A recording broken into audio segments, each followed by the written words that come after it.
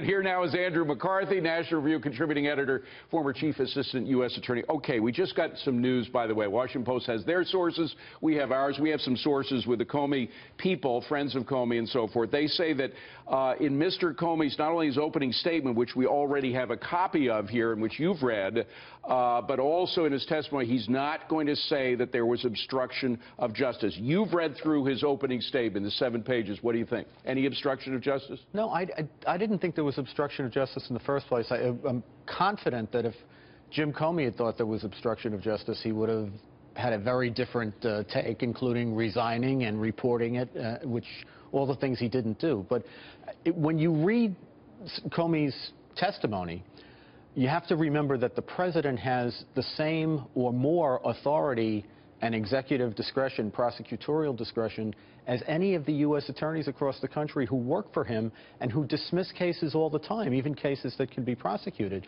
And the calculation that Trump goes through is that Flynn's already been through a lot. I just had to fire him. He didn't do anything wrong with the Russians. He misled the vice president. But, you know, basically he's saying, on balance, this guy has been through enough.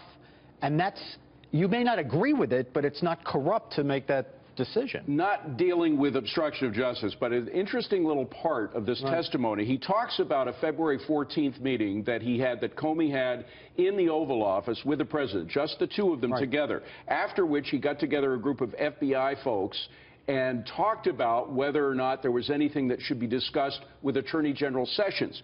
They concluded, and I'm reading from the report, we concluded it made little sense to report it to Attorney General Sessions, who we expected would likely recuse himself from involvement in Russia-related investigations. He did so 2 weeks later. Now, the problem with that, we didn't know in February 14th, or at least the general public did not know that Sessions may have recused himself. We didn't know about his meeting with the ambassador from Russia, Kislyak, which eventually led to his recusal. So what's going on here? He's suggesting that we all knew that the Attorney General would recuse himself, when in fact the general public didn't know. Well, I think the Kislyak disclosures that came out, the meetings with Kislyak after Sessions' testimony, which was arguably inconsistent with having met with Kislyak. That was the big to-do when that all happened.